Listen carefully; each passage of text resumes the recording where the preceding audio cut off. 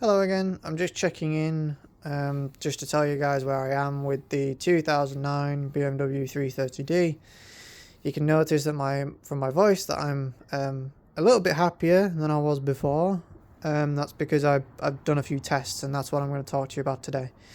So for those who are not aware, I've got a 2009 330D with the M57 engine, which you can see here in a few more parts than it's supposed to be in. So what I've had is some injector activation faults come up on my car for all 6 cylinders.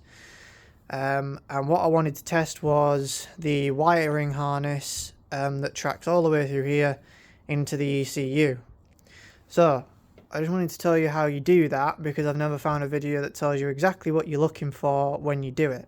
So these are your electrical connectors to your injectors, and these plug in to your injectors themselves. Now you notice you've got 2 ports. Those 2 ports go into 2 separate wires inside here. You can probably see in there. When you test these, those wires go down this wiring sort of holder here. They then go out the back and they connect to this loom here, which tracks all the way through to these wires. These are all your injector wires for all your injectors, and that then tracks into those top 6 ports there. So you'll see there's 2 ports per, let me focus. There are 2 ports per injector. That's because there's 2 ports on each of these connectors. So to test this, you want to get a multimeter like this, or any other standard one will do. And what you want to do is you want to find one of the things. You want to put one probe in one of these ports and hold it there. And this, for this example, this port on this terminal will go to, you can track the wire colours, and you can see here that it's white and red and brown and white.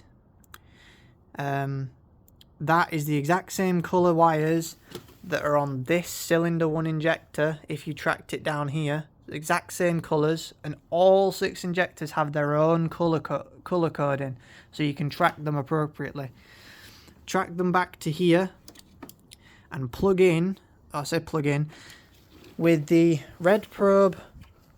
Put it on one of the ports with the black probe, where it is, there it is, drop down. With the black probe, you want to put this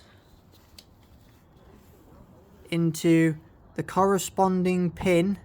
So one of these pins, if I was just to hold this, bear with me for my shoddy camera work.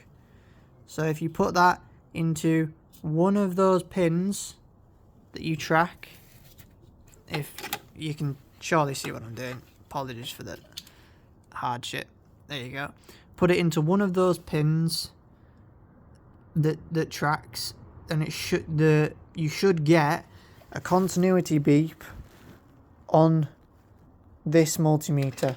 So just to show you what a continuity beep will sound like, it will either beep or you'll get no circuit. So with mine, if you put the 2 wires together, you get a beep like that. If you get a beep for each of these connectors, these top ones here, on all 6 of each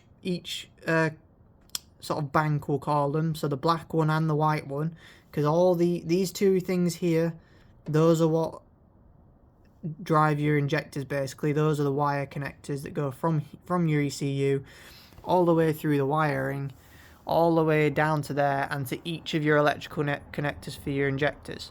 What you're looking for when you do that one to there, and then this one to there, and you check each of the two sides of things. You check in the continuity in the wiring harness. If you get a beep, it means that your wiring is intact, because there's no breaks in your wiring, because there's full continuity through the circuit. If you don't get continuity, then that means that there's a break somewhere in that wiring. Now, luckily for me, I've checked every single port and there is no break. There is continuity on every port, so every single pin